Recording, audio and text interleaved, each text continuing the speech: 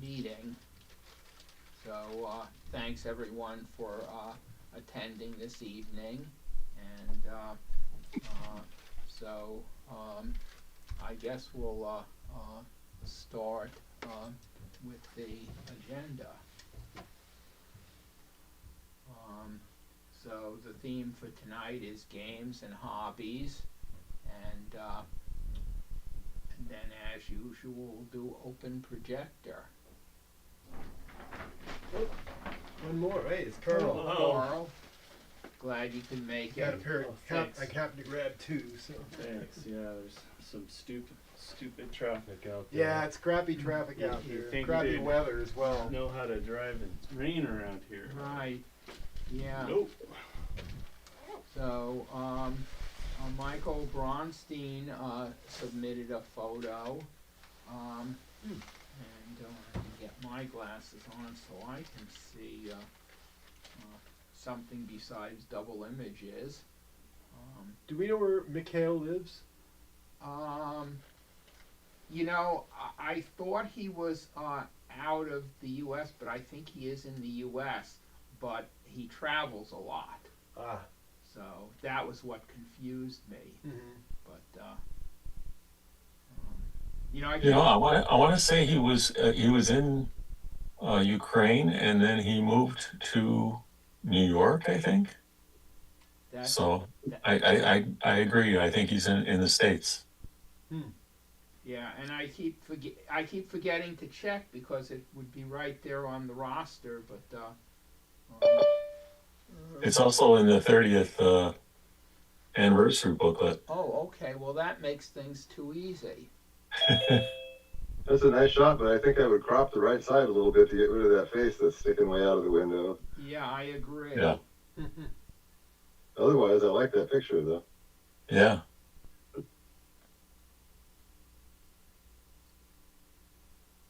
Playing the chess game. Yep. With an audience that are into it. Right. Right. Yeah. I was gonna say it seems like a very Russian scene, or perhaps Ukrainian. And Carl. Yeah. Okay. Hobbies. These are mostly hobby photos. This is Lake Crescent up in Olympic National Forest. There's a couple lake photos here. I was at the end of a pier and leaning down, so I'm not actually in the water in any of these shots. The background looks like a painting or something like that. Yeah, I tried to include some boats in the distance so you could get some kind of depth. Right. No, it came out well. I wonder. I keep wondering if is Lake Crescent a reservoir? Do you know, or no? It's natural. Okay. Yeah, and it's fairly deep. There were some landslides, I guess, in prehistory that created it. And this one is I took from the shore. Still Lake Crescent? Yeah. And she was sitting down on these paddle boats because you could rent these there, and this one had a broken keel, so she couldn't stand up on it. But they did go all the way across the lake and came back. Well, so I hope she got a discount on the rent. Yeah, that would have been good, but no. You can see it's really close to the shore. You can see the pebbles there under the the water. Yeah, and this is her out there. I took this with, I kind of zoomed in. These are all with the Fuji camera. You know, those things though, and I've lost some weight. I used to be heavier. Those things, you know, assume that your normal weight, and when you stand on them, if you're normal weight, you can balance. But if you're overweight, you stand on them, there's no way you can balance because it's an unstable. Yeah. Too top heavy. Too top heavy. That's a skill. It's a really calm lake usually, so at least that day especially. Okay, and wait a minute. I sent you the wrong one. So I actually cropped the bottom half of this off, and I didn't send it to you, so I apologize for that. It's kind of like you're looking down a valley, so it's the stereo base of maybe, I don't know, 100 feet maybe. I was This gonna is say, yeah. from Hurricane Ridge in the Olympics, and I wanted to see if I could get kind of a hyper real depth effect on that foothill out there, and hopefully the one in the far back on the right. But looking down the valley, it creates those window violations on the bottom right and left. Mm-hmm. Yeah. But yeah, so You know, when I've tried stuff like this and it happens in the gorge, you're lucky. I mean, yes, you're going to crop the bottom off, so we got that. yeah, But it's hard to find areas where you can get a bit. You know, it's as Yeah. unobstructed as this. yeah, And the other thing is that the air quality was pretty good up there. You know, I mean, Yeah. you know, so a lot of, like in the gorge, you'll find that the haziness, you know, adds Yeah. up fast. This was last June, and Hurricane Ridge is this long, flat ridge with you can drive up there, and so there's like long parking, and you can get that wide stereo base. But yeah, those and it wasn't too windy either. But anyway, sorry. Okay, well, thanks. Saying the wrong one. And but that was, by the way, that was supposed to be hiking was Okay. the hobby. Okay. And this one is at It could have been photography too. yeah, these are printing presses at the Multnomah Arts Center, which is up by Multnomah Village here in Portland. Oh, And I took a class in bookbinding, which is I'm kind of interested in right now. And most of that class was off to the left, out of the frame. But I thought these were kind of interesting machines. So letterpress, printing presses. So bookbinding, how much of that can you do without expensive equipment? I was concerned about that, and actually, there are ways to do it. The presses, you need a press, but you can build them yourself. Yeah. So I haven't actually. I wanted to take the class so I could decide if I want to invest in the equipment. You know. I have a book press. Nice. Wow. Yeah. Okay. Where'd you get it? It was a gift to me. It's an antique. It's very old. It's cast iron. Nice. I've seen those on YouTube. So, yeah, I rebound a copy of Ursula K. Le Guin's The Word for World is Forest, and I put a stereoscopic, like side-by-side photo on the front cover of it looking up a tree. So is a bookbinding press basically just like a wide clamp, or is it more than that? The one that I have, and most that I've seen, are a platform that has an arc above it, and then a very large screw that presses a plate down onto it. Okay.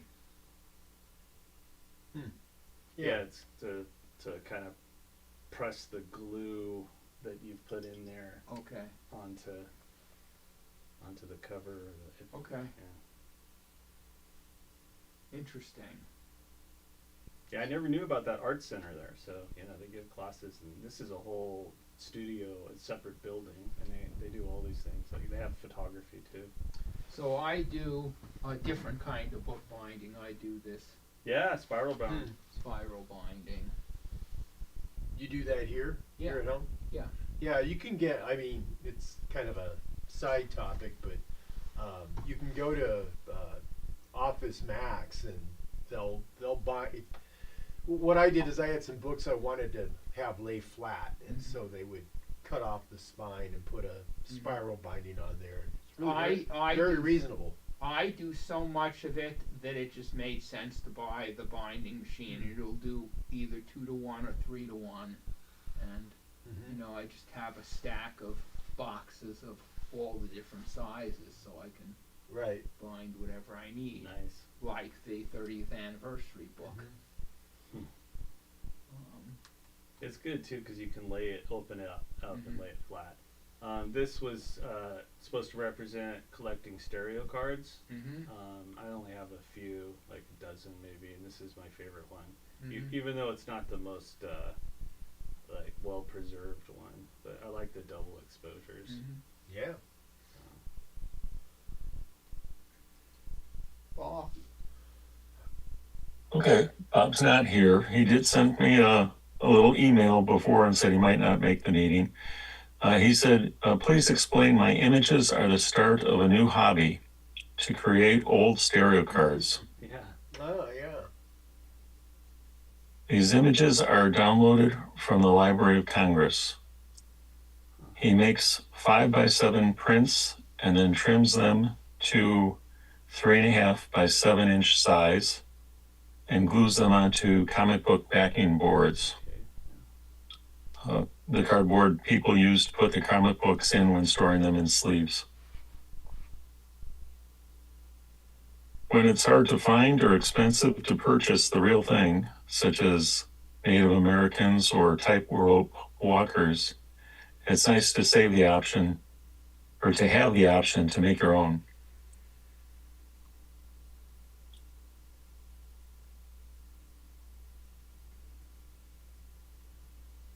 So you can download these from the Library of Congress? Is that? Yep. That's a great one. Herb, that looked like one of yours.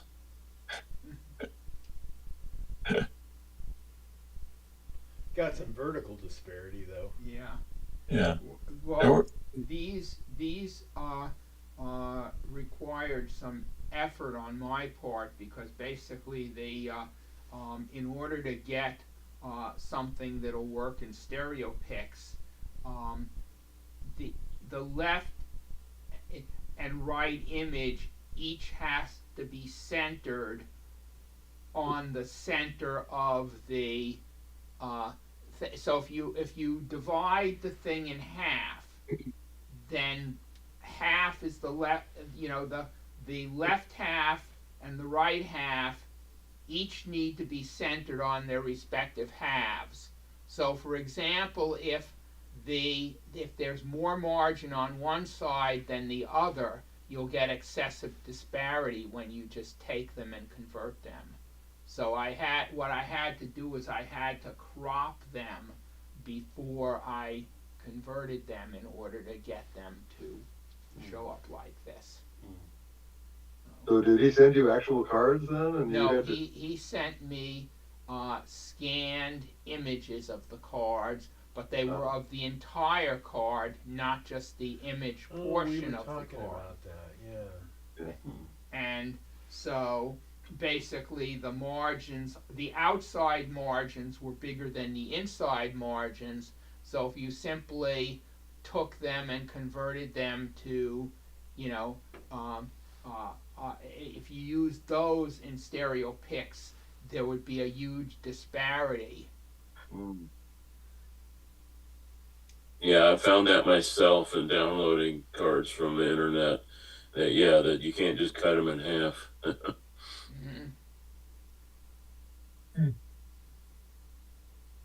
Do any of you remember the earlier days of our club when making stereo cards of this size was a common part of our activity? Well, I've certainly seen that from the historical information, but that was before my time. I didn't really get involved until it was all digital. Okay. That's a fun one. Yeah, it was making our own cards No feet. and making slides, and that's mainly what we did. They had a class at the 3D Center too. Oh.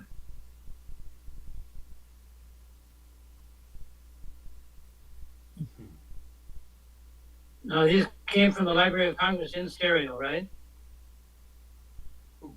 I assume that's what it is.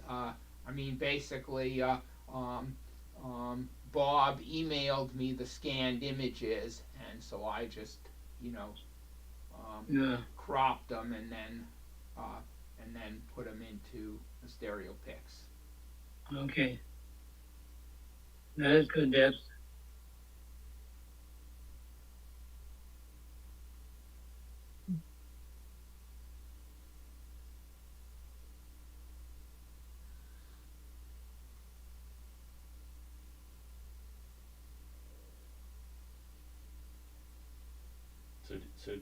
Just one more time. Did you crop it first before doing like an auto alignment? I cropped them first. I did no auto alignment. I just cropped them and saved them.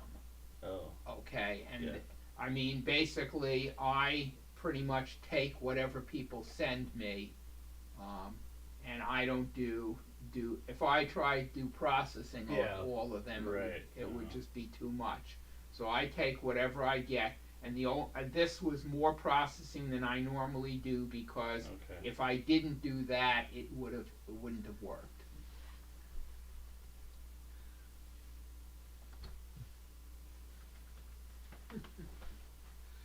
Early dirigible. Okay, Ken. Okay, this is the Mall of America. It was taken August, even though it looks kind of Christmassy. And I said the Mall of America is a place where all sorts of games, there are all sorts of games to buy and hobbies to spend money on. So some facts, you can go ahead while I talk. It's the largest mall in the United States, over 500 stores. It's in Bloomington, Minnesota. I went there during the 3D convention this year in Minnesota. It was built in 1992.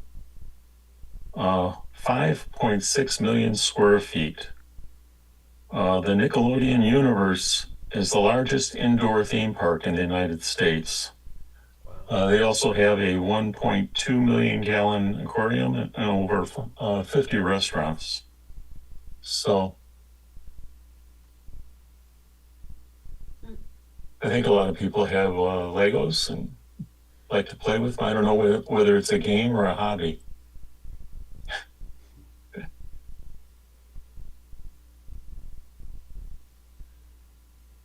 A whole store devoted to crayons. Yeah. Wow. Hey, if Well, you're gonna have a store, may as well make it at the Mall of Yeah, America. I mean, I guess I would be skeptical that it could stay in business, but I guess they do. And there's where you can spend a lot of money. Yeah, the Apple Store. Yep.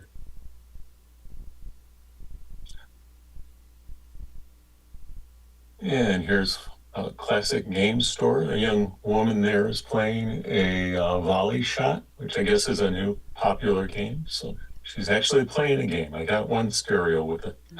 Somebody playing a game. 3D World. I didn't like the sign though, where it said entire store 90% off. Yeah, that threw me off. I walked in there thinking, all right, I'm going to buy a bunch of stuff, and it says up to 90% off, and most of it was not even on sale at all. So Yeah. I don't even see the up to It's above an upper right above the zero.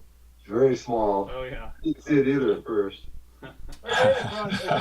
I think, again, I mentioned Office Max. My local Office Max is shutting down, and they have big posters that say up to 40% off or something, maybe even a higher percentage. So, slightly disappointing. And this is what's in there. Lots of lenticulars. And I didn't really go shopping that day, but I heard from other people who were attending the convention that they said there were no deals in here. So that little bin directly in the middle there with the red signs on it, that was the clearance bin. And I think it was $3 per print in that one, but everything else was not on sale. So I don't know where they got that up to 90% business.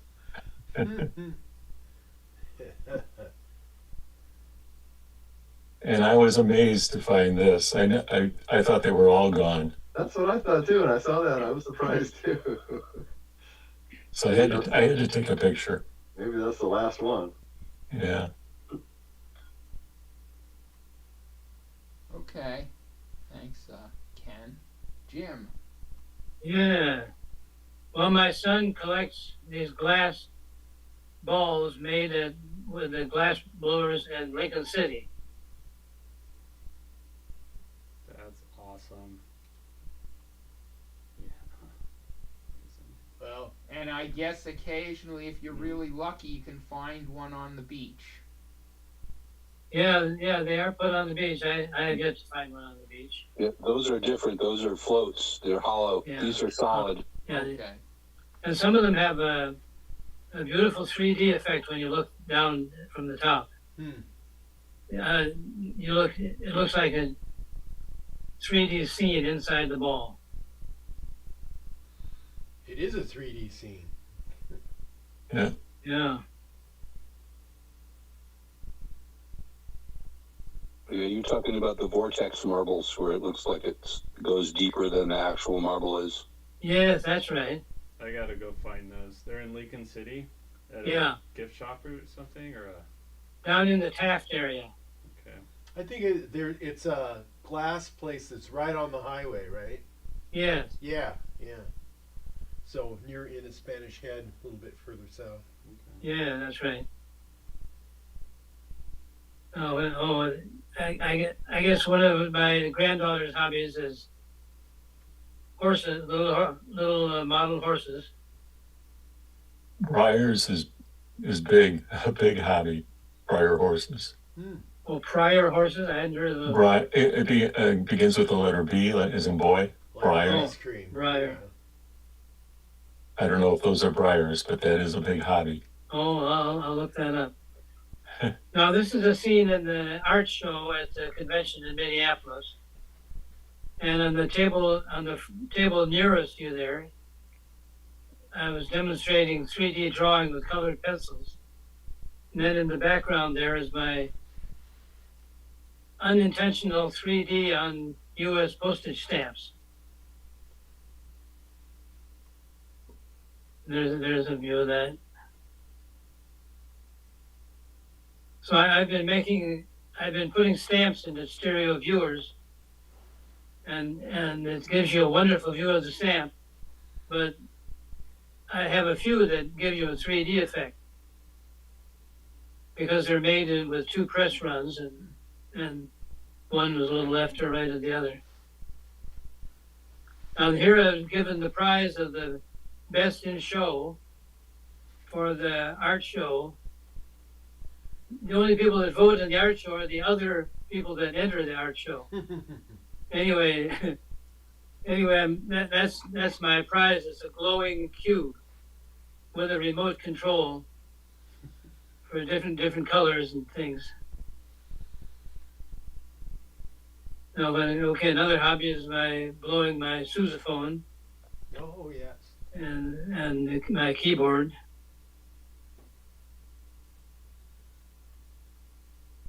Now, this man is my daughter-in-law's father, and he's a retired cabinet maker that does wonderful work. And now, since he's retired, I guess I would call it a hobby. And right now, he's working on, in this picture, he's working on cabinets and wood things in a studio just built in the backyard of my son and daughter-in-law in West Seattle. So his name is Doc. D-O-C is his nickname. His real name is Murdoch. So there he is. And that's my daughter-in-law. He does fine work. Okay, and Now, there are some I have stamps. a stamp collecting hobby. So I made some 3D effect on stamps. That's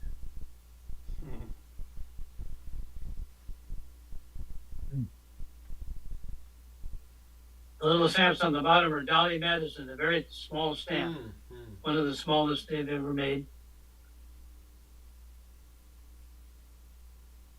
Now here I got a stereo effect by using the 1-2 setting on the W3 and moving over one stamp and then taking the second picture.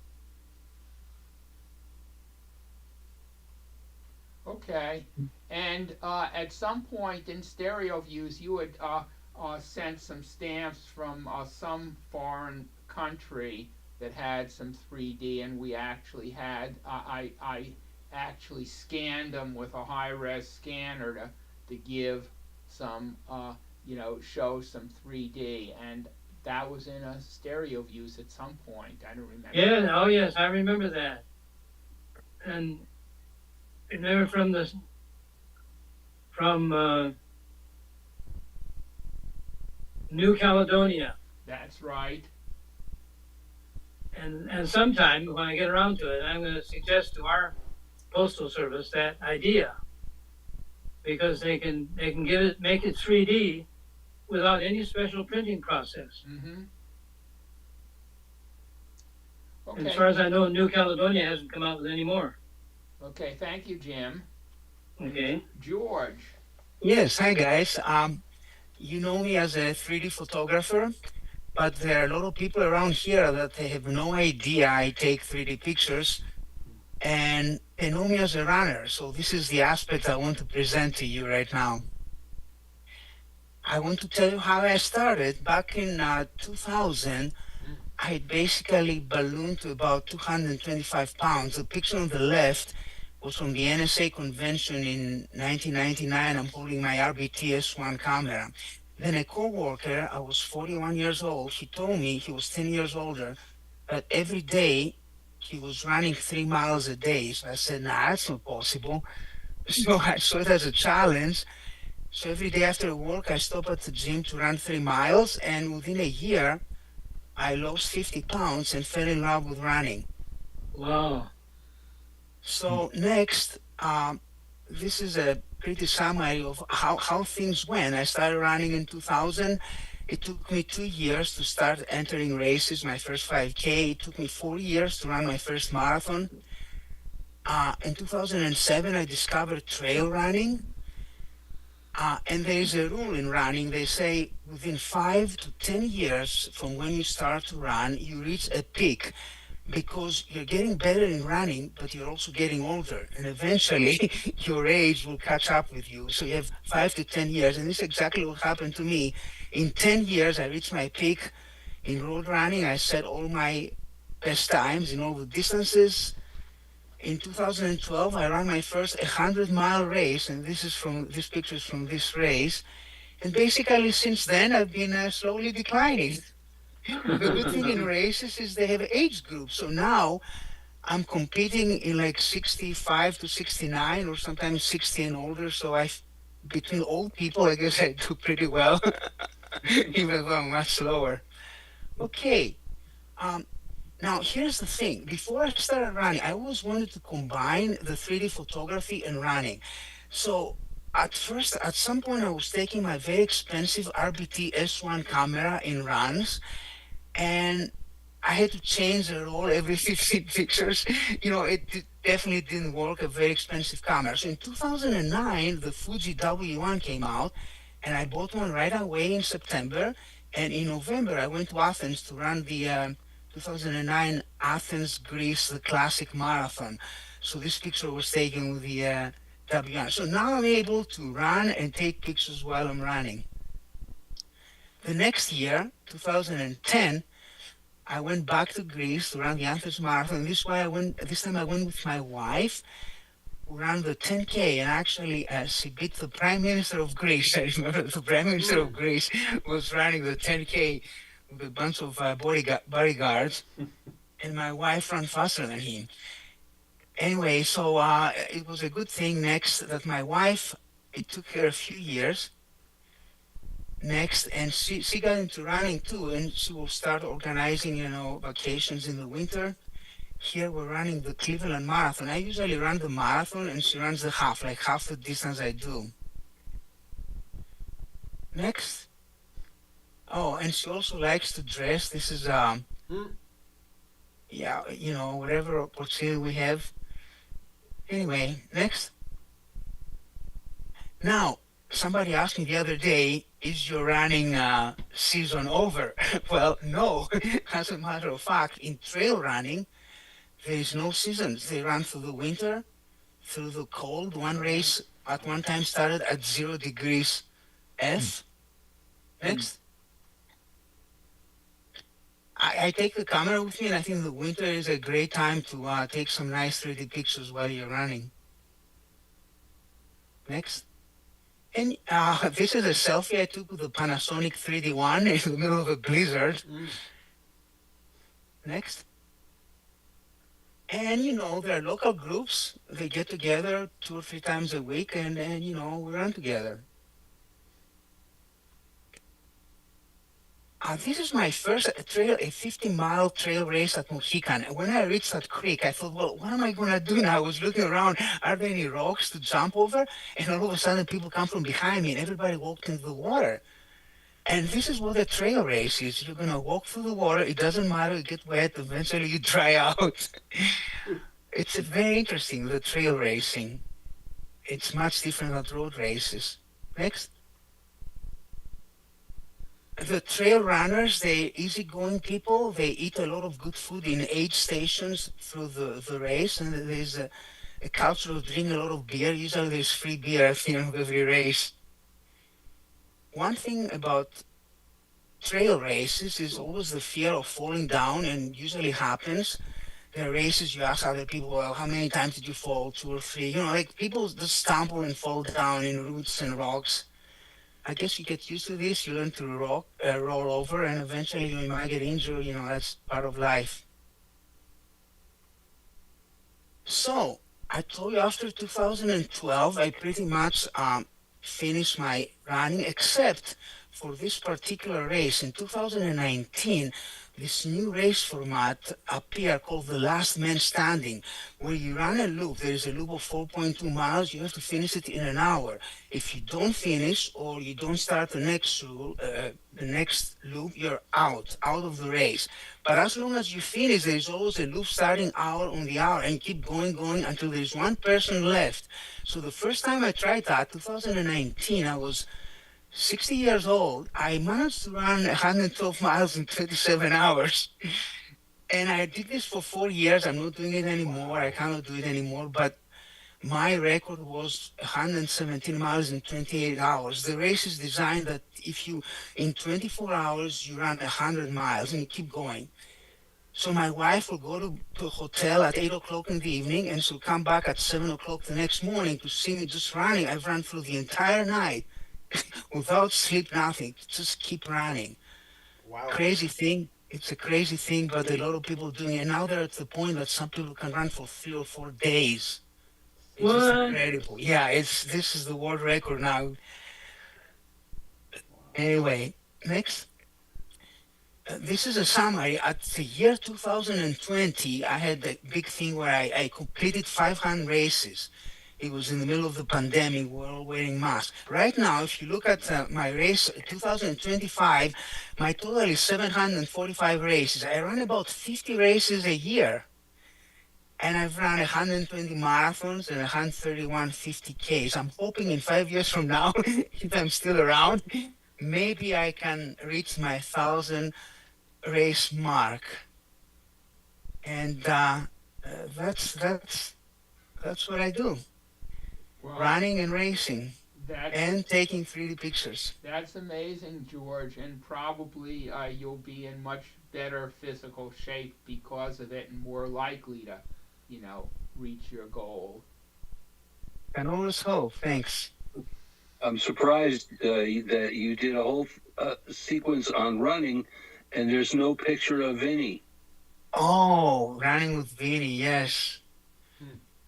That's okay. Vinny passed away. Now they have a new puppy, and now I'm taking this puppy out, and soon you're going to be seeing pictures of this new guy. Nice. Yes. Well, I'm impressed when you're running the marathon even. Well, thank you. I started, there's always a time, it's walking, hiking, running, keep moving. It's a good thing for us, I think. Yeah. Okay, thank you, George. Thanks. And so, my theme, so you're probably going to guess there are going to be more cats. So, games and hobbies. Here's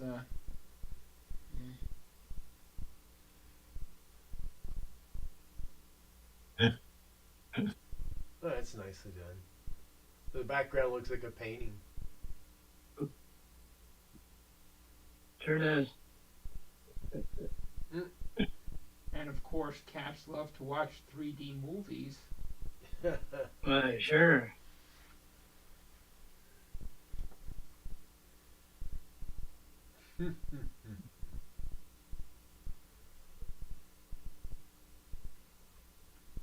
And so here I asked for cats playing Monopoly. That doesn't look like any Monopoly board I ever saw, and it doesn't look like Monopoly money, but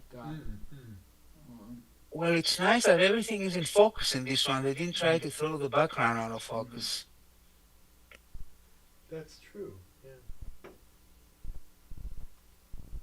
and here I asked for cats playing musical chairs.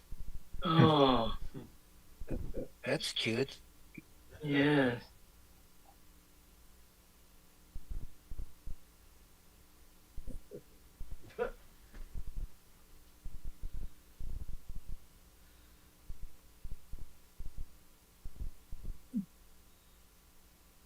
Mm.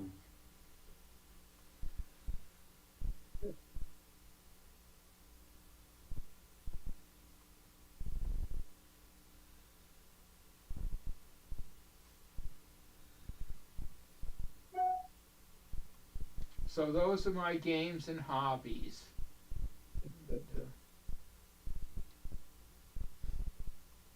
So Steve.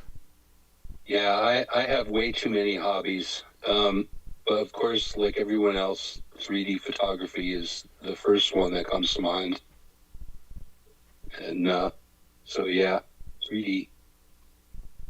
And also, psychedelic abstract art is another of my hobbies. Nice. And I like to combine that with the 3D photography from time to time. And I'm also an enthusiast of buses and transit and trams and the like. And here's a bus with the psychedelic and abstract art on it. Mm-hmm. And here I also collect glass marbles and paperweights. And here I've taken a picture of a marble and light painted around it. And here I've created a digital art representing abstract marbles. And here I've created another one. I like to take pictures of urban wildlife when I'm out walking my dog. So this one I've created the effect of a marble with a bee inside.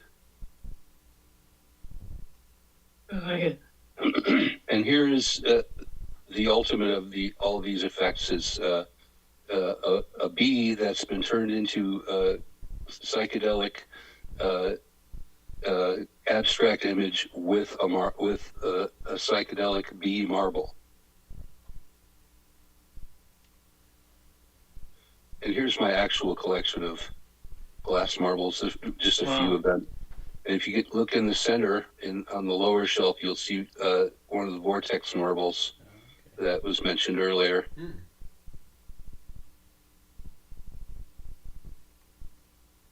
And this is just a Millefiori marble close up.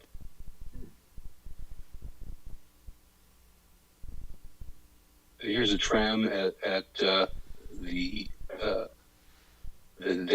Hague Central Station.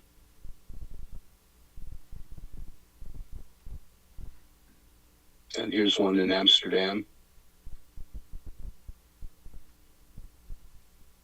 And here's walking my dog and looking for urban wildlife again.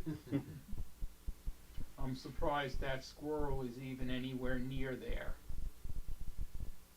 My dog is a squirrel whisperer. For some reason, he doesn't bother them as much as, they just come right up. Maybe it's because I feed them nuts. And here's another more urban wildlife.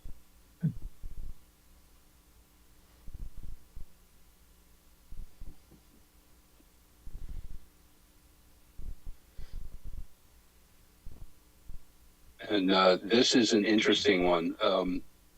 I had a picture of some tomatoes growing on a plant, green tomatoes, and I was adjusting them in Stereo Photo Maker when my computer froze up.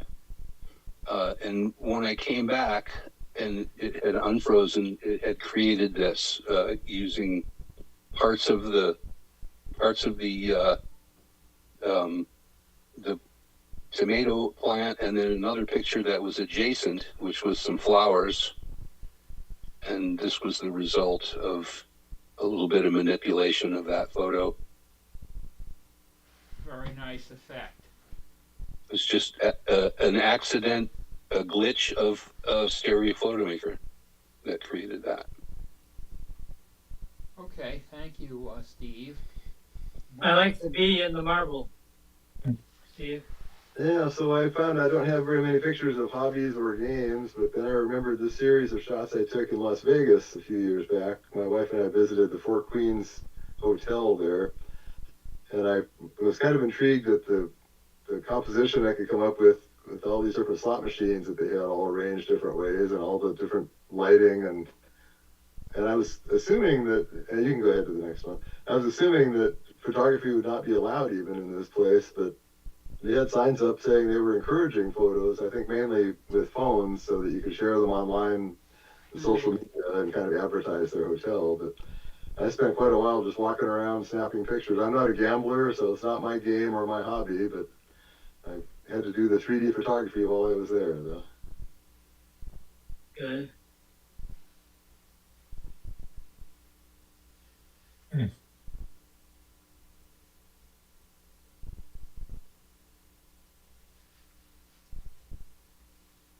Yeah, so if we ever had a theme on addictions, I imagine you could use this too. Yeah, that would be good. Yeah. Yeah. Some of the machines are so elaborately shaped and lit, they really have gone all out to attract people over. You can tell that the lighting is weird, that in real life the room looks darker than it looks in these photos. In these photos, it looks like the room is really well lit, but the camera's looking at the machines. But it's compensating for the darkness of the room, because they try and make it so that you want to look at the machine. You don't. If you look away, it's darkness. It's bright right in your face, so when you look away, you don't see anything.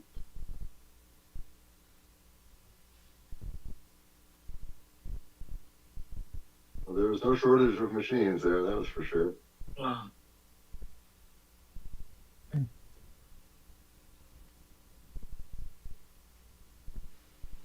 So this one, it's a little hard to tell. The back of that seat closest on the right there, it says 3D, and so they actually had a couple games that had big lenticular screens with 3D graphics going on, and I was, like I say, I'm not a gambler, but I was kind of tempted to sit down and try them out. But the next shot, then I had my wife snap a picture of me standing by the 3D slot machines there.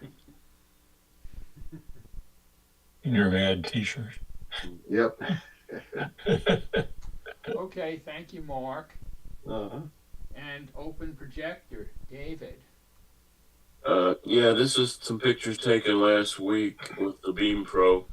The Mormon temple over in Maryland lights up, must be over 100 of their trees with these lights of all colors, and you can walk through them and take pictures. And we got there before it got completely dark, but towards the end I have some that are darker. But there's just an immense number of trees. And I looked up online and said they have over 500,000 individual lights on the trees.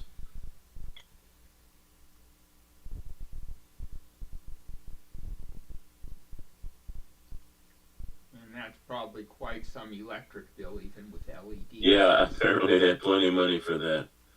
But yeah, it's, you know, a lot of people will do the trunks of their trees in their houses, but these people go all the way out to the tips of every branch. Yeah. Did a great job with those lights. Yeah.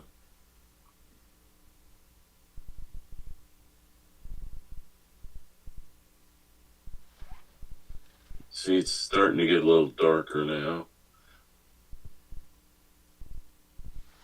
the Beam Pro did a really good job with these pictures, I thought. Yeah, great color. Yeah, it amazed me too. The coloring of they went all out with every possible color light they could get.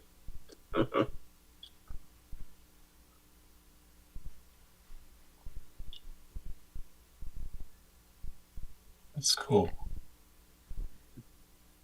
And there's the actual temple in the distance. Of course, it's not That's a really good, far that's a good away. shot. Oh, thank you. It's not really that far away. That's the wide angle lens of the Beam Pro making it look that way. Okay, thank you, David. Jim. Okay. This is at the Nordic Center in Southwest Portland, I think it is. And that's a photo of one of the buildings there. Never heard That's of it. that's the place with the troll Oh, yeah. lifting up the roof of the house. The Nordic I don't have a photo of that. Well, And there's the morning light streaming into the room. So this is one of the fabric sculptures at it's the zoo in Seattle. And there's a toucan at the zoo. And another one.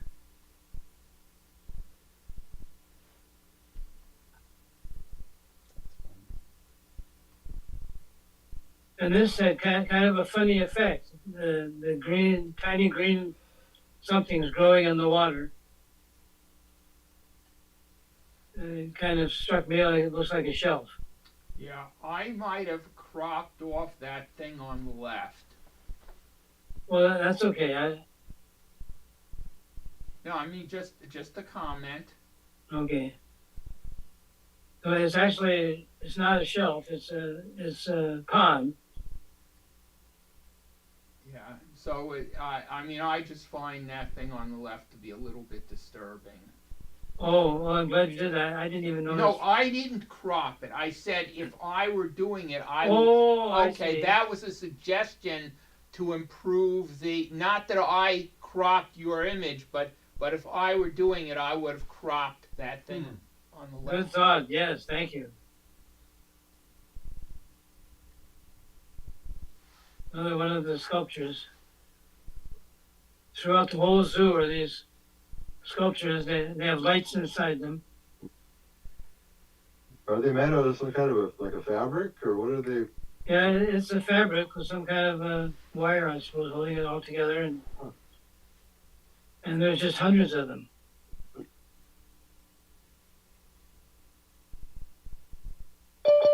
This is a place that deals with young people, I think, and this girl is painting on the easel that you see on the right. There's a screen on the edge of the parking lot, the indoor parking, and then this figure on the screen. Now here's getting a Christmas tree with Doc, the gentleman you met before, and my daughter-in-law, out in a huge Christmas tree lot. 300 acres of Christmas trees. all right. And I just threw that in there because I like the way it turned out. Okay, thank you, Jim. Okay. George.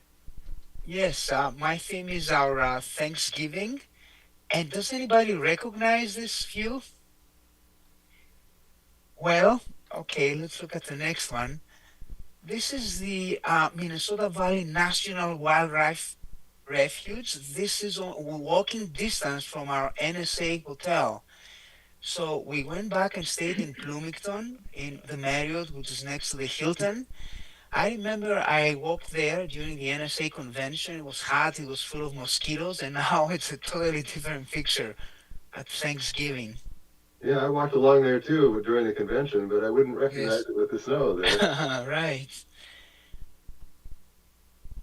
Oh, so tradition is our daughter lives there now, so we always go and do the turkey trot on Thanksgiving Day. It's a 5 mile run. This is my son-in-law. Next, and of course, we get to visit our grandson. This is our one and only grandson. His name is Theo. He's 2 years old. And next, I try to introduce him to 3D photography. So I brought Barry Rothstein's book with pop-ups and anaglyph glasses. Tried to show him how to use them. Well, it didn't work very well. He was holding the glass upside down and only using one eye. Okay, well, but the cat seems to enjoy looking at pictures of cats and dogs. Interesting. Yeah. And this is the Thanksgiving dinner at my brother-in-law's house. My wife's family is also there, so we're visiting often. And of course, next I had to go to the Mall of America, like Ken did. I went back again. I'm attracted to this place. I mean, it's so photogenic. Next, Oh yeah. almost the same picture I Ken saw. Next, I'm trying to get the ride here. I'm attracted to this ride. It's hard to photograph. You need a high shutter speed. There isn't a lot of light. George, what camera were you using? I'm using my Sony cameras, Oh, bottom to bottom. I'm surprised they didn't stop you. Oh, I got in trouble for using yeah. professional quality cameras there. I know, I remember that. And one time they stopped me a year or two ago. I had twin cameras on a bar, and that looked really strange. So they stopped and they interrogate me right there. These ones are a little bit look like a 3D camera. Not, I don't know. Yeah, trying to avoid the guards. Yeah. Yeah, the Sonys are a little smaller. Yes, compared to the twin rig. Yes. Next.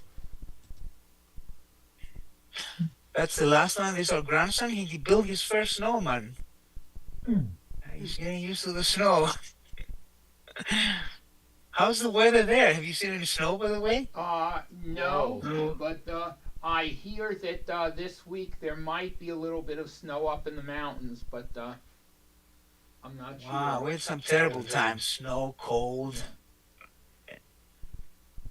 So anyway, since we're approaching Christmas and New Year, I figured I'd show some Yeah. Christmas photos.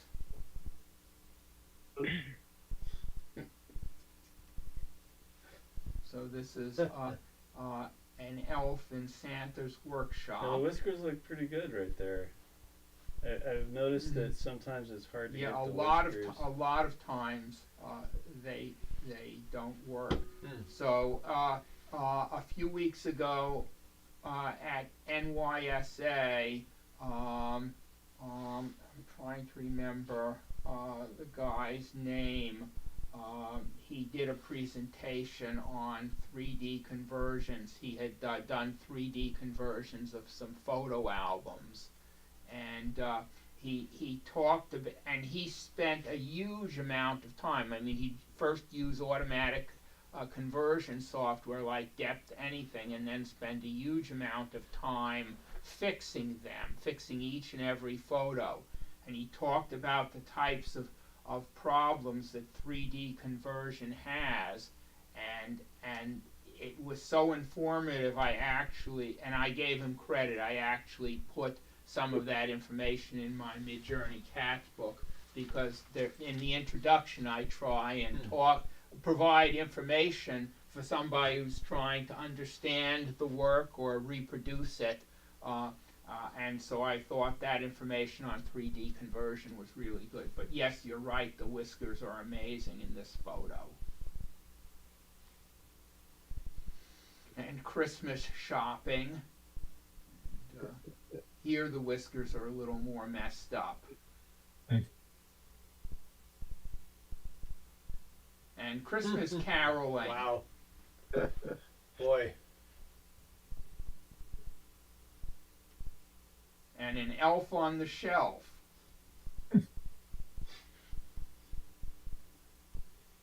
And hanging Christmas stockings. And a cat hiding in a Christmas tree. and milk and cookies for Santa.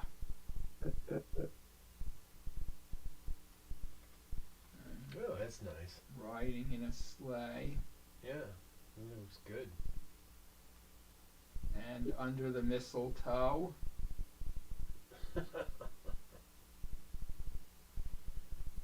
And then some New Year's photos.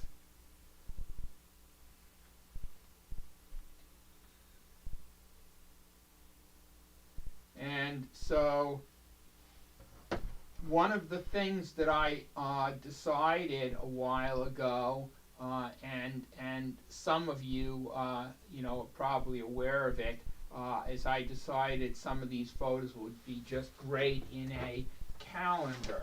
So what I did was I took 12 photos from the book and created a calendar.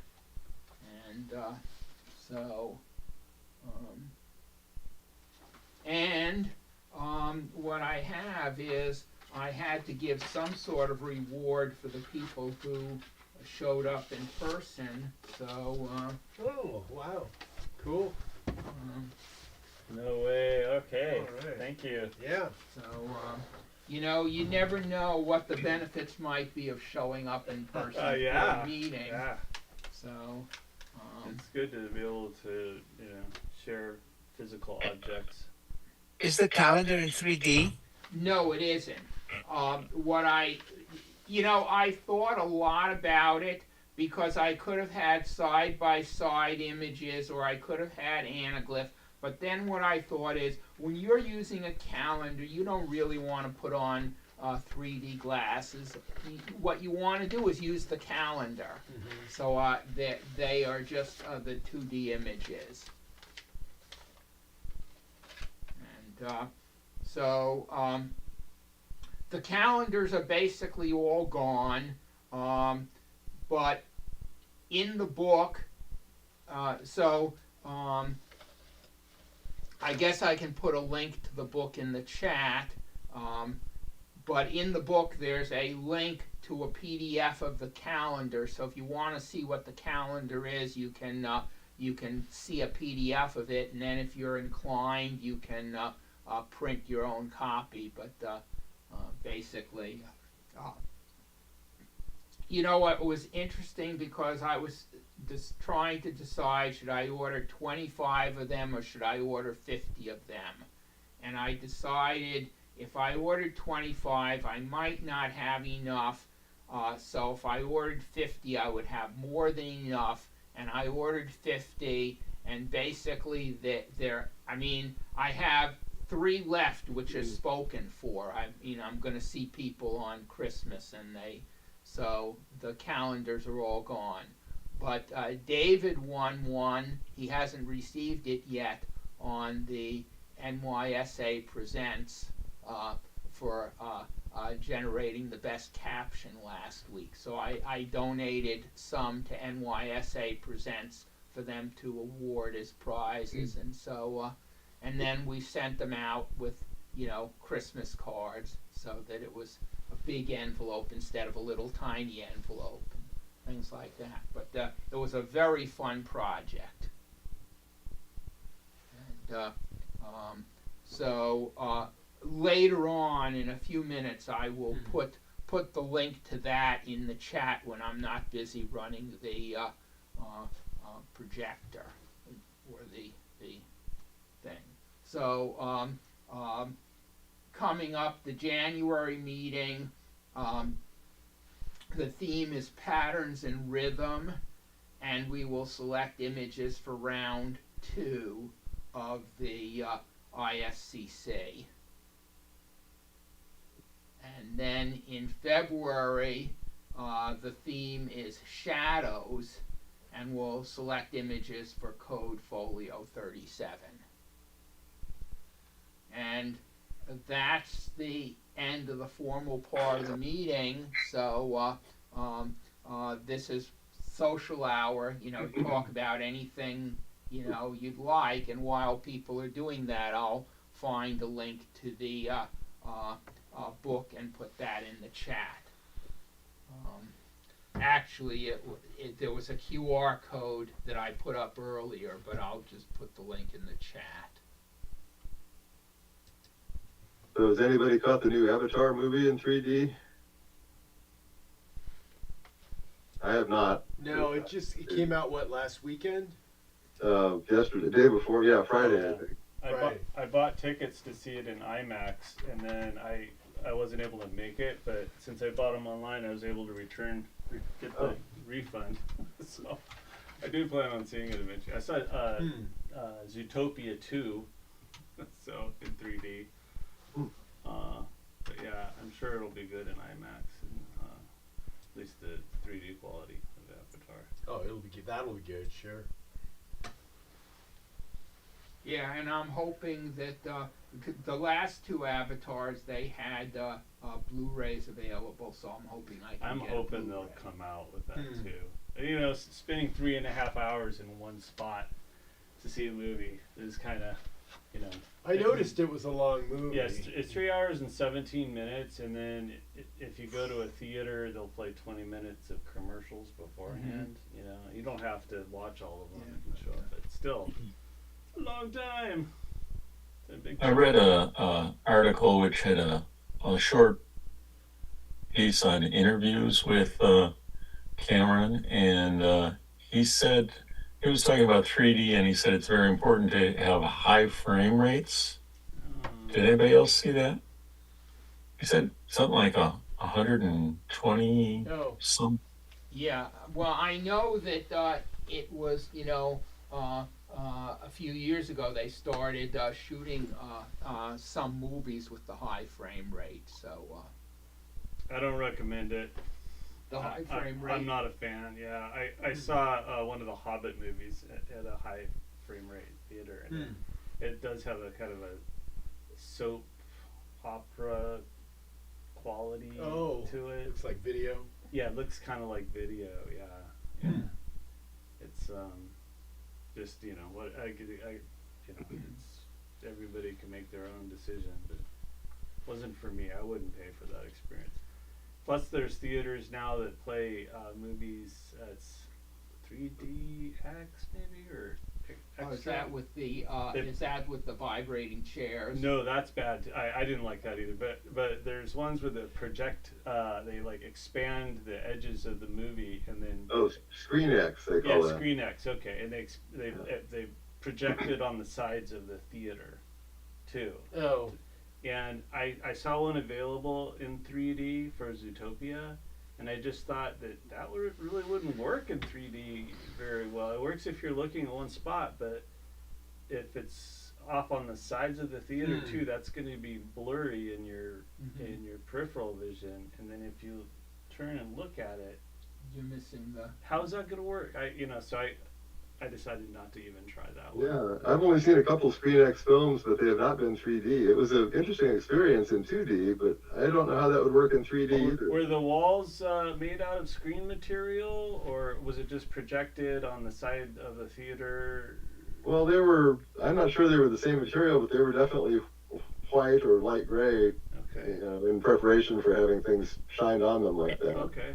Huh. They had a couple projectors on either side of the auditorium that shined across to the opposite wall, and the side images weren't on for the whole movie. It would kind of come and go, so I felt a little bit ripped off that they didn't have the whole movie that way, but it was just like some of the amazing scenes, they'd turn those on, and it would be a super wide angle presentation.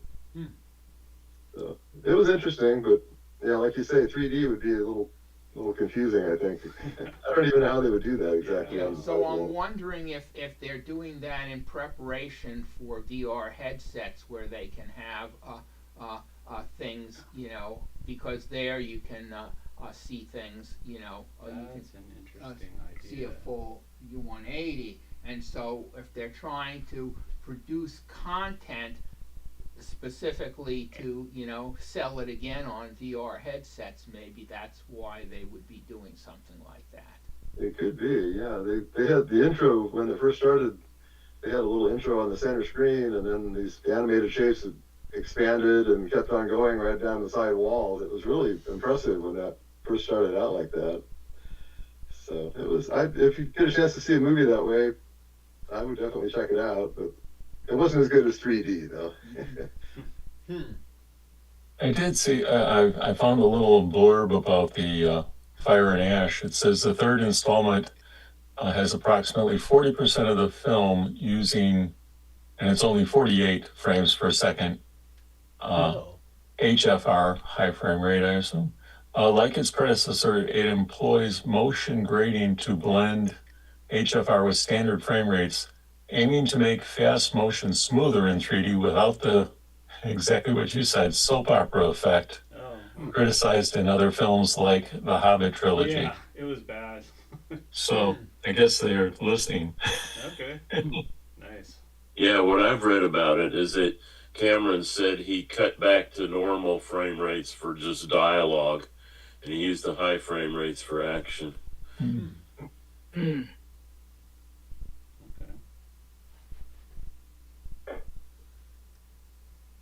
I would be surprised if he doesn't insist that a 3D Blu-ray be released of that one eventually. He's such a 3D fanatic. But, Yeah, I hope so. yeah. He was tending to diss like home 3D video. Yeah, he said you gotta go to a movie theater. Oh yeah. Well, you got to go to a movie theater while it's playing in the movie theater, and after the run is done in the movie theater, you can either not get any more revenue, or you can get revenue from 3D Blu-ray. So Yep, money talks. Another thing I read was that in one of his recent interviews, he said he may not make any more Avatar movies, depending on how well this does. He's already shot footage for another one, some part of it, I guess, but he said it was a very pessimistic interview. I just read a summary of it, but he said something about he thought the movie industry was dying as far as theatrical attendance goes. Well, I personally will not go to movies anymore unless it's a very special occasion, because people are so rude. In other words, you're sitting down for a movie and somebody will get up and walk in front of you, or they'll turn on their cell phone and distract you, or they'll be talking. It's just not the pleasant experience that I think it used to be. And so unless I really, really, really want to see something in the theater, I'll either wait for it to come to, and watch it on my, large screen 3D TV, or just pass on it. The last Avatar was actually a disappointment in the theater, partly, I guess, because I was naive. I thought watching it in the IMAX was going to be, a wonderful experience.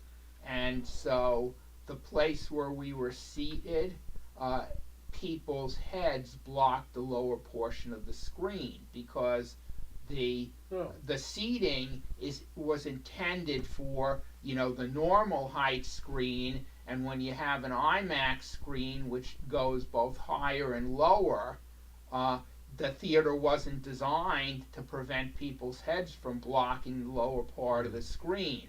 So that was the first thing. And then the second thing was, normally when I go to a movie, I bring my clip-on glasses that can just clip right onto my glasses.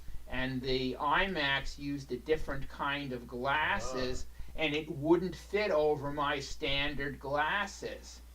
And so what I ended up doing, it turns out that I was sort of prepared. I just snapped the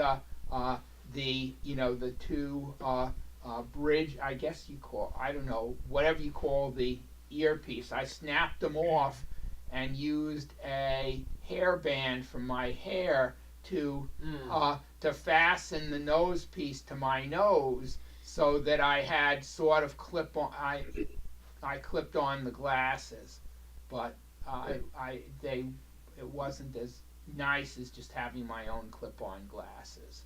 And so between the not being able to see the whole screen and not liking the glasses, I just said, oh well, bad experience.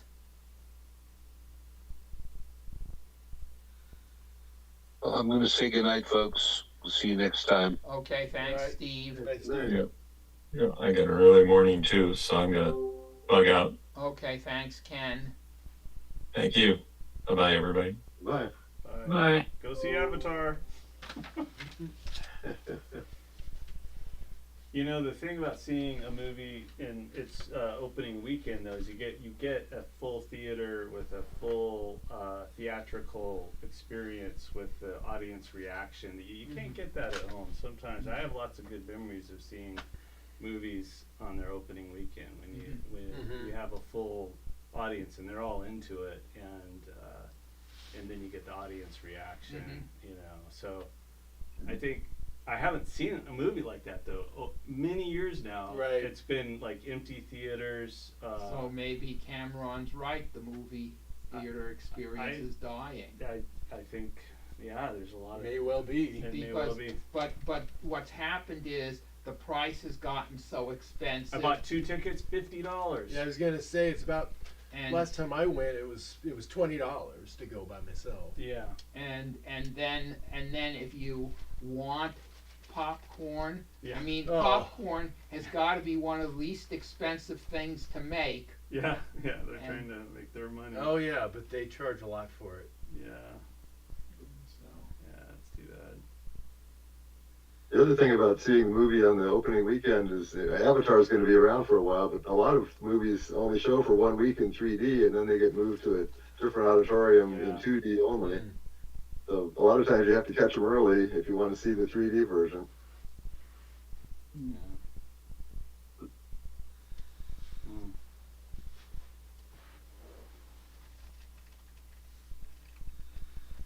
So Zootopia and Avatar are the 2 3D movies of the moment. Is there anything, is I there think anything they else? are- that's what I've heard. Yeah. Yeah. Yeah. And Zootopia has already been out for a couple weeks, so Okay. it's you know, its days are numbered as far as the 3D goes. Mhm. Maybe still at Bridgeport. Yeah. or- You know, Well, for how difficult it is to get 3D movies, I have a fair collection. I am impressed with that collection. Yeah, you've got a lot. yeah, a few hundred, I'd say. Yeah. 200-300 maybe. Yeah. You know, the movie going experience, I noticed, you know, we have a small kind of, call it a repertory theater in Vancouver, and I noticed they were playing movies like White Christmas, and, you know, that was with Bing Crosby and I forget who else. Bob Hope, was it? And some other old film, you know, oh, It's a Wonderful Life. So they're bringing, bring those back to the theater, and I probably won't bother to go to it. But last time I saw some of White Christmas on television, I'm like, man, this must have just blown people away with the color and stuff. They did some fantastic things with color in that movie, especially for the time. Yeah. I like Yeah. that there's more things, more options, a lot of independent theaters in Portland too. So they're playing smaller movies or older movies, you know, and they get the audiences that are really into those movies.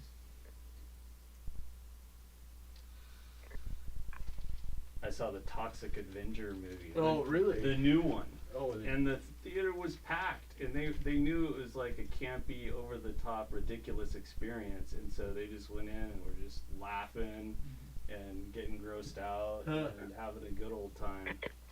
So it's all about finding the right venue, I think, guess, probably. yeah. Yeah. And it wasn't a very good movie, but you know, the audience reaction was really entertaining. So, you know. I never did see the original. Me neither. That came out like about 1988 Yeah, or something. never saw it either. Yeah. But this one had Peter Dinklage as the Toxic Avenger. Oh, okay. But it was crass and disgusting and over the top. But it wasn't in 3D, so you know, maybe maybe not. Maybe there's potential. Put it in 3D. No, it still would be a terrible movie. Anyway, it's not a 3D topic, so we can save that for later. Ready for another topic? Yes. Okay.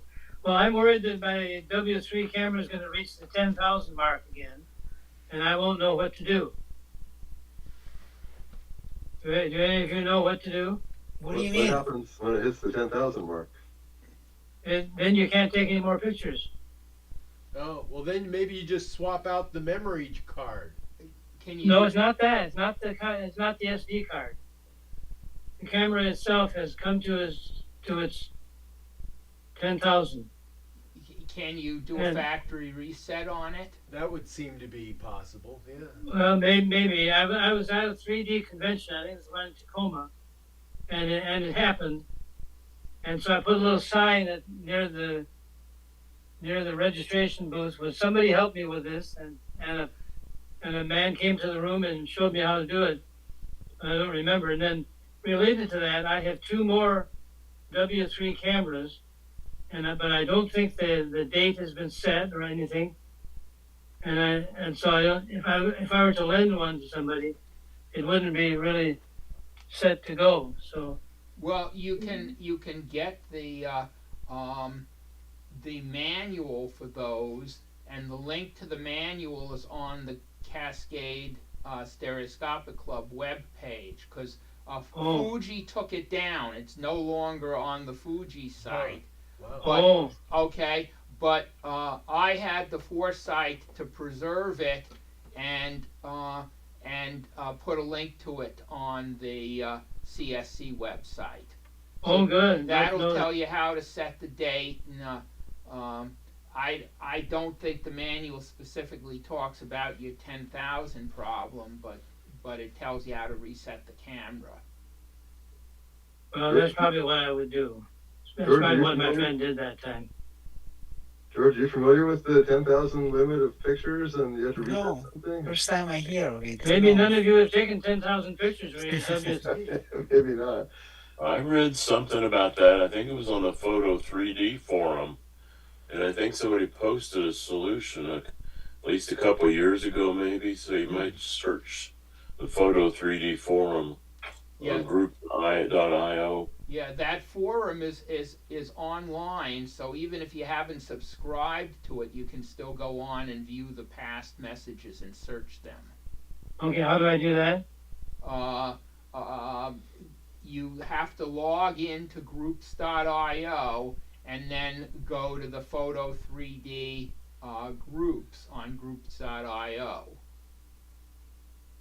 And then once you're there, you can view the messages that have been, the discussion forum, the messages, and then you can search the messages. Oh, okay, good, thank you. And so I would start if there's a problem with 10,000, that is probably going to appear in the message. So search for 10,000 when you're searching the forum, and if there's a discussion on that, it would probably appear. Oh, okay, good, thanks for the tip.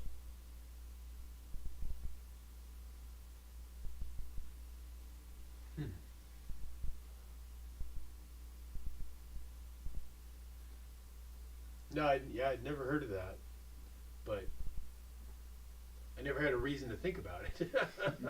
Maybe you just haven't taken that many. I probably have not. I'm sure I have not taken anywhere near that many pictures.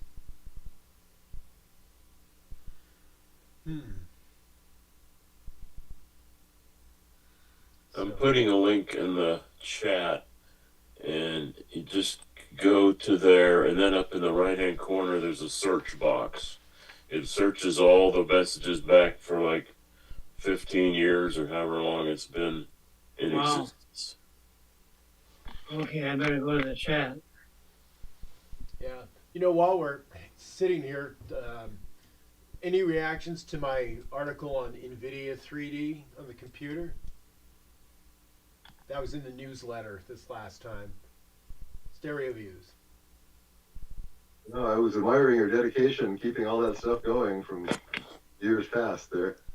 Okay, so speaking of old displays, I posted it to the CSC discussion forum, but there's somebody who's selling a Sony 3D TV, rather large one.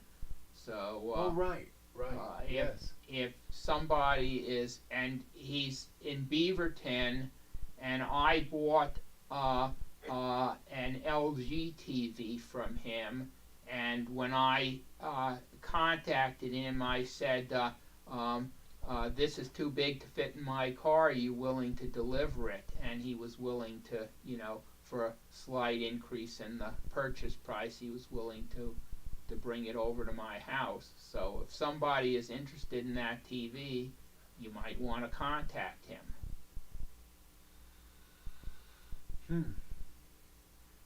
Passive glasses? No, active. Active? Yeah, all the Sonys are active glasses, which is too bad.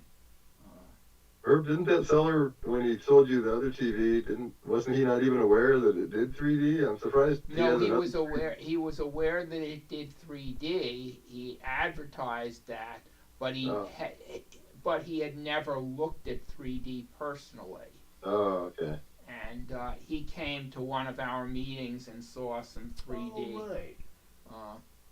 But I believe basically what he is he is a retired TV service technician.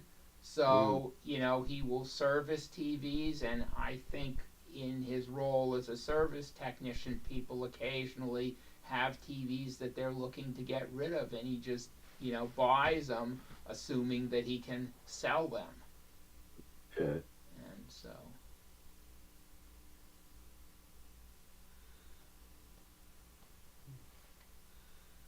I recently came across a Russian-made lens for your camera. That anybody want it? Looks like this.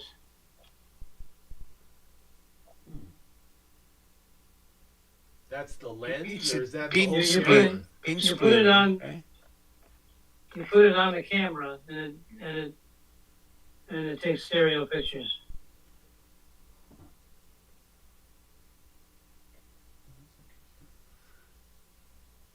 If George is still watching, do you want to try to sell it? Oh, there he is. Sure, yes. I think I've sold something like this.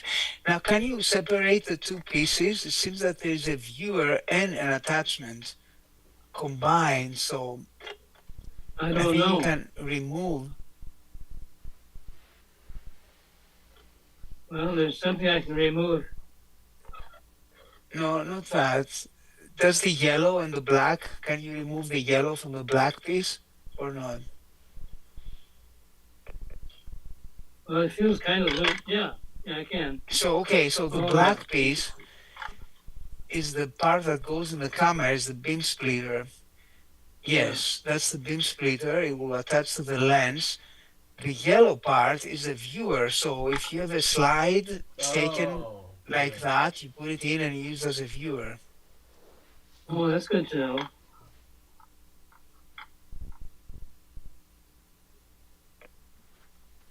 It doesn't seem to focus for me. There you go. Well, the manual's probably in Russian. It focuses about 2 inches. Oh, maybe that's maybe for a slide, right? George, do you know about what era that's from? How old it is? I'm not sure, but I've seen it before. Is there a date in there? 1980s, maybe? Maybe. And here's a diagram of what to do with it. Oh, that's in English. Oh, it is, yes. I hadn't even read it. I hadn't even looked at it. Where'd you find it, Jim? I don't remember. Just something you've had for a while. Yes, a long time.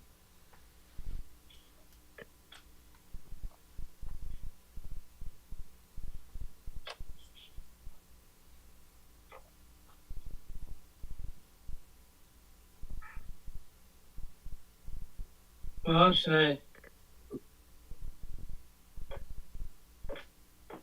I think about sending it to you, George?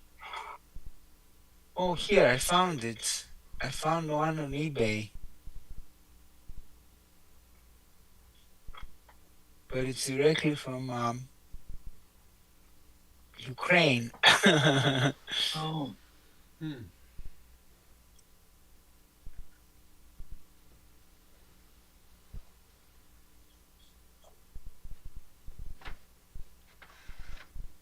It's not worth much. I mean, between $25 and $50 maybe. and I'd probably spend most of that shipping it to you. Yes. Here, I found this. I put the link in the chat. This looks like the same like you have.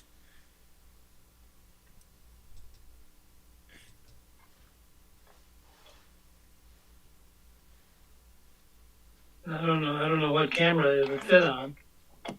Well, it fits in front of the lens, so it's not camera specific. But it has rings you can attach to, like depending on the filter size, it's attached like a filter in front of the lens.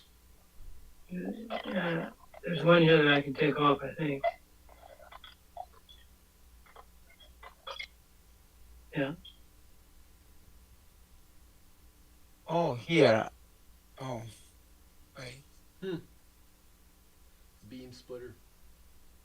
Mm-hmm. Well, maybe my son has a camera that would fit on. It'd be fun to try out. Well, you should be able to fit it on any camera. Just get an adapter Yes. ring set with the appropriate size. Oh, okay. You know, so if you have a camera with, particular, filter diameter, just get an adapter for that filter to the filter that there. So if you have an adapter, and I list the two sizes. Right. Okay, thanks for the tips.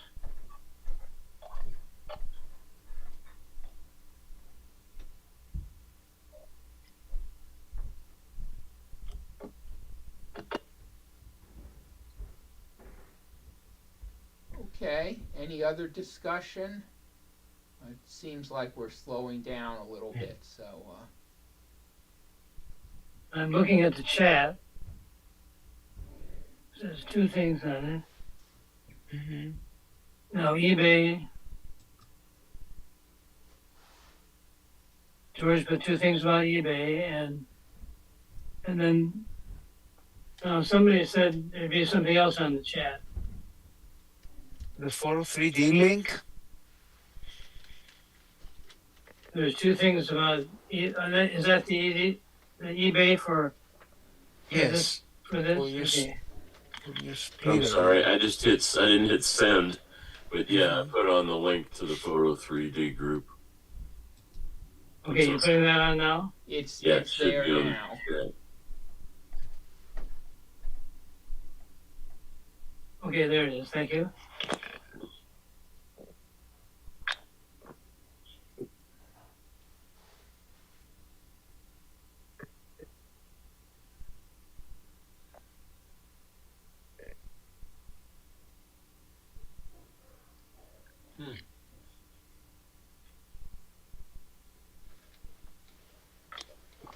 This is why people should put the correct subject matter. I typed Fuji limit and I don't get anything related to this. So what would you search for? I would Right. say for Fuji 10,000, 10,000?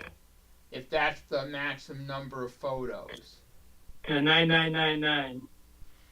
Oh, there's also a Fuji group, too. That might have been where I read it. Oh. Let's see.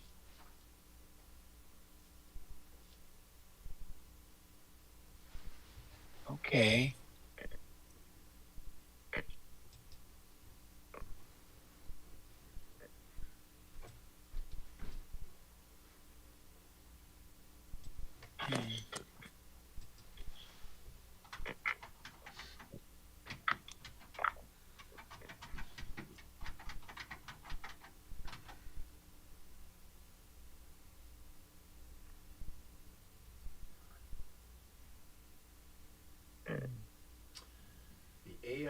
view. Pretty amazing how that comes up so fast, right? Mhm. Yeah. Yeah, whatever is out there is pulling together. Just crossed 10,000 shots on my Fujifilm XI00V1. It won't love. It wasn't. Where'd you loving- find this? Photo 3D? No, I just Or did Fuji? a Google, and it's basically Oh. on Reddit. So I I see. I searched for Fuji 10,000 problem. Okay. And and I haven't looked at it, but it says just crossed 10,000 shots on my Fujifilm XI00VI. Camera lens stuck after exactly 10,000 shots. Coincidence? Resetting the Fuji shot count. So there's a lot of stuff on the 10,000 problem. Oh boy. So the other Fuji models do the same thing, I guess. Evidently. You'd expect it to start back with one, but no, you have to do something. Well, so Or go on to 11,000. so you do something is you use AI.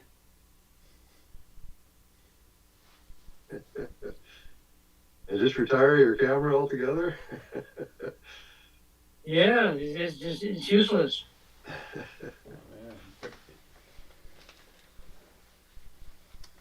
So this problem, I think, is in the future for any W3 user. Well, it doesn't. I don't think it's a severe problem. I bet if you do a factory reset on your camera, you're gonna you'll lose any shots in memory. So you better save them all to a card or something. But then do a factory reset. You're probably. Well, that reminds me. I've got 5 or 6 good stereo shots in my internal memory, and I don't know how to get those out. Mount the camera as a disk drive on your computer. So you plug it in.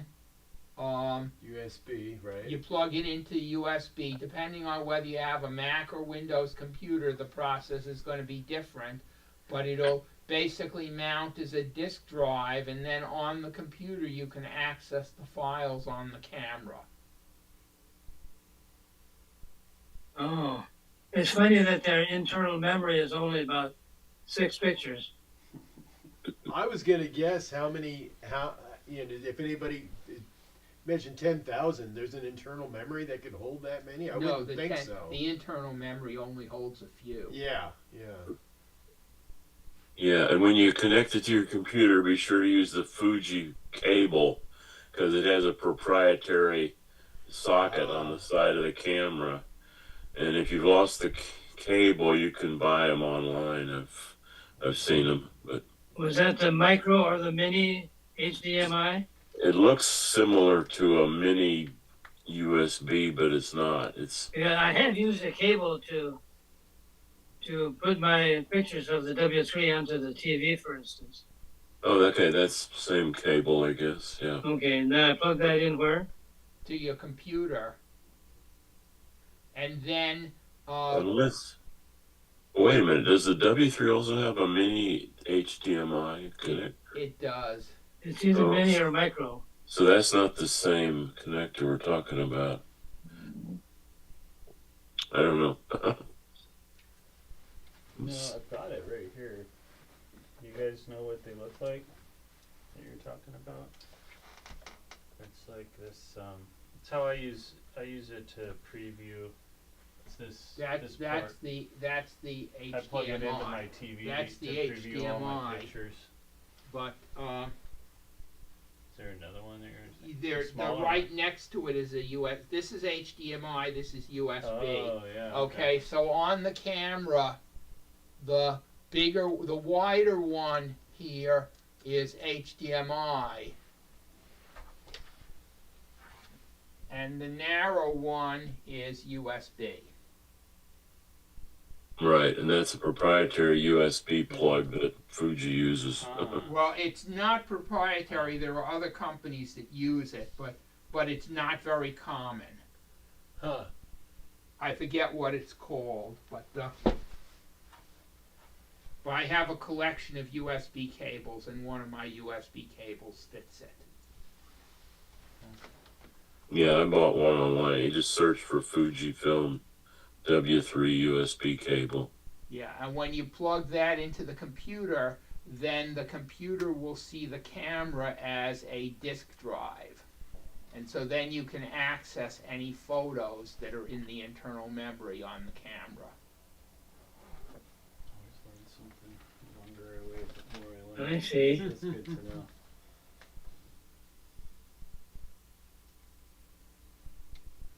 So then it would come out with a MPO. I don't know if it would be MPO or it would probably be MPO. Yeah, it should be an MPO and also a 2D JPEG. That's what it saves for every picture Yeah. you take. Oh yeah.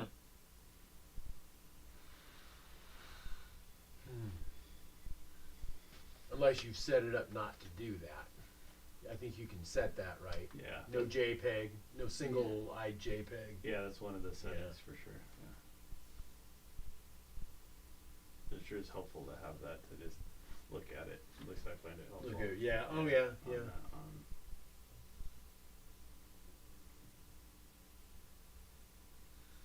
that, Well, if I come, Okay, Jim, if you have problems, email me and I'll try and help you out with that. okay, thank you, Herb.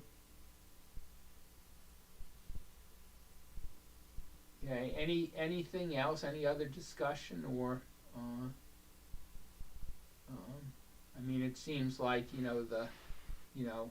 people are sort of winding down. So if there's nothing else, we'll just call it an evening and see folks in January. Going Merry once. Christmas, everybody. Yeah. Yeah. Merry Christmas. Merry Christmas. See you all next year. Thank you, Herb, for all you do for the club. Oh, you're welcome. Take care, everyone. Good night. Good night. Merry Christmas, everybody. Good night. Now it's off to rent